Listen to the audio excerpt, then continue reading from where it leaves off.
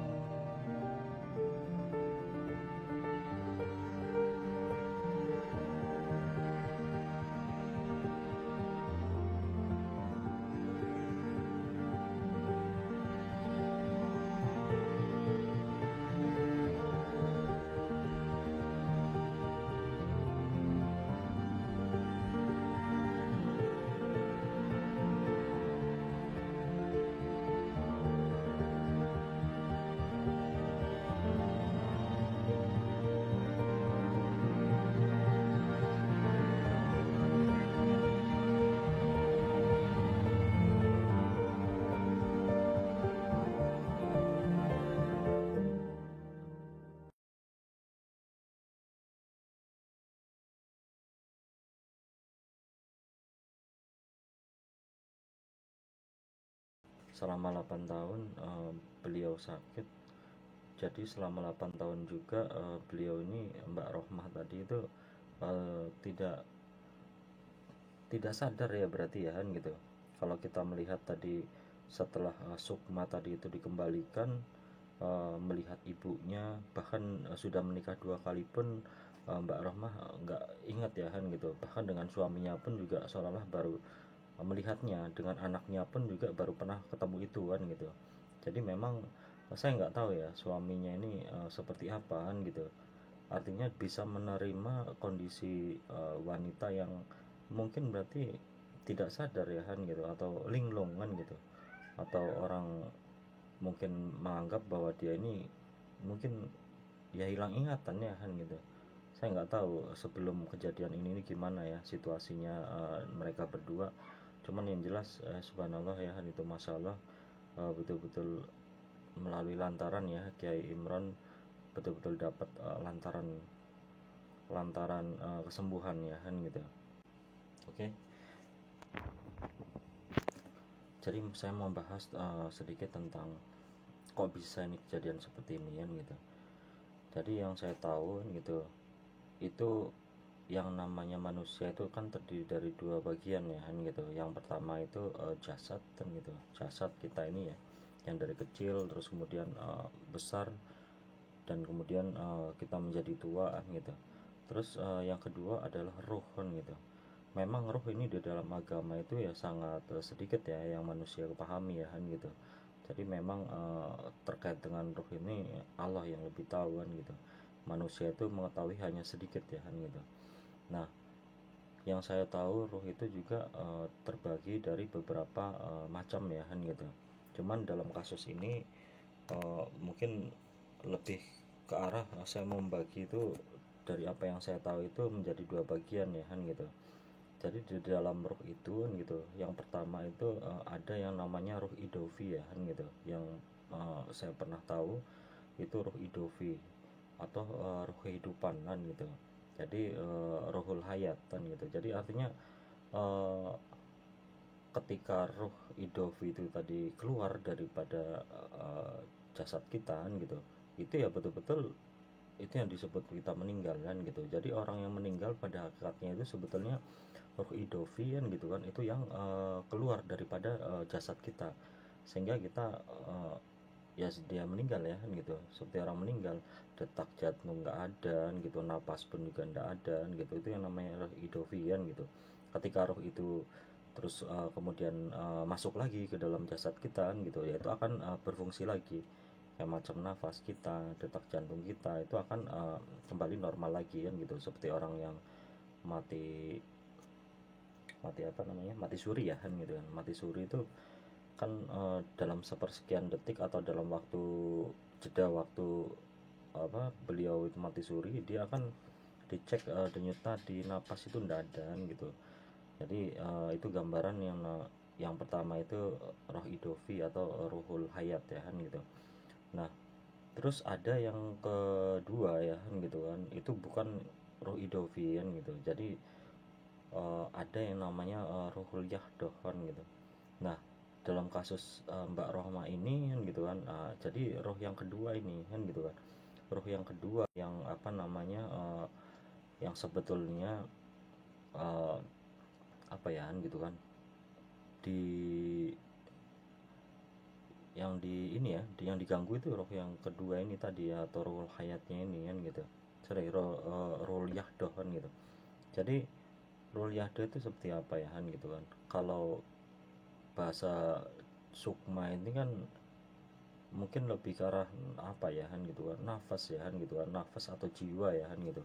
Jadi intinya selain daripada roh idofi tadi ya kan gitu, jadi roh yahdo itu uh, nafas atau sukma tadi ya kan gitu, kalau dalam bahasa lainnya itu sukma. Jadi agak sangat berbeda ya namanya rohul hayat sama rohul yahdo ini. Karena kalau kita bicara terkait dengan ruhul yahdah kan gitu kan, ini cirinya itu berbedaan gitu. Contohnya itu gini, kayak orang kita lagi mimpi nih ya, tidur kan gitu kan, tidur terus mimpi nih. kita mimpi bertemu sama seseorang kan gitu dalam tidur kita kan gitu. Nah, pada hakikatnya itu yang bertemu dengan seorang kan itu dalam mimpi itu ya ruhul yahdo kita kan gitu. Sementara ruhul hayat itu tetap ada di badan kita ya kan gitu.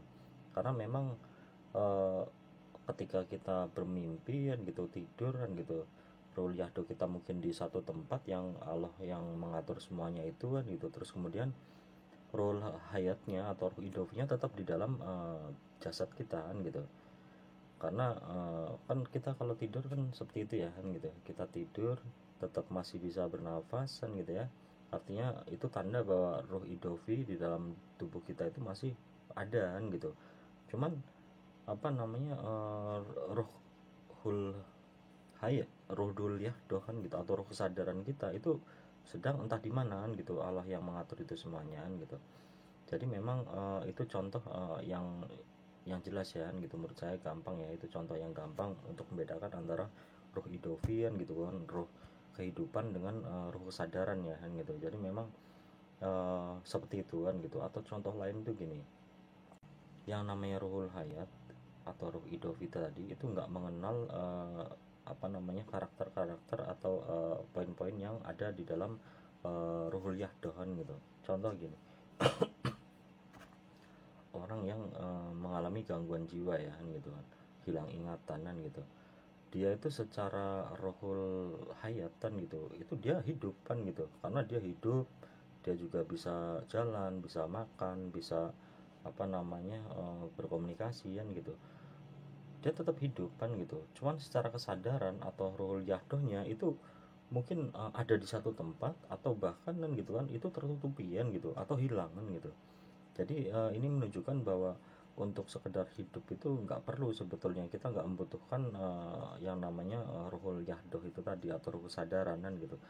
Karena memang eh, itu dimana-mana kita ini ya kan gitu kan, orang gila itu atau stres atau hilang ingatan itu dia nggak kenal yang namanya malu kan gitu ya. Dia kadang bugil gitu ya kan gitu, mohon maaf kan gitu kan, bugil terus cuman pakai sempak aja kan gitu. Terus apa namanya, jalan makan pun juga sembarangan. Jadi memang eh, makan itu ya naluri naluri naluri daripada apa namanya jasad kita ini butuh ya namanya makanan kan gitu. Nah sementara apa namanya dia hidup, dia bisa bergerak kan gitu kan, dia bisa melakukan sesuatu kan gitu. Cuman yang namanya kesadaran itu ya mungkin tertutupi ya kan gitu. Dia nggak malu yang namanya apa nggak berpakaian lengkap kan gitu, makan sembarangan ya, makan di tempat sampah, mohon maaf kan gitu. Itu nggak ada rasa malunya kan gitu, nggak ada rasa takut juga kan gitu, nggak ada rasa yang lain, atau nafsu ya kan gitu. Kalau tadi nafas itu nafas jiwa, jadi nafas nafsu kan gitu, itu nafsu, terus rasa takut, rul yahdo itu kan ada di bagian apa namanya ruh selain ruh idofi itu tadi kan gitu, atau ruh kehidupan ya kan gitu. Jadi memang eh, ini dari kasus semacam ini kan gitu kan, kita pun juga perlu waspada. Jadi artinya memang siapa tahu kan gitu, kita patut juga ya, orang yang seolah-olah kayak hilang ingatan gitu selama bertahun-tahun, itu bisa jadi memang secara kesadarannya dia, ruhul yahdohnya atau sukma atau jiwa itu tadi, kita patut curiga itu ada di satu tempat kan gitu, yang entah kan gitu gimana ceritanya, entah memang ada orang yang dengan sengaja ya kan gitu kan itu membuat itu terjadi, atau karena sebab lain kan gitu.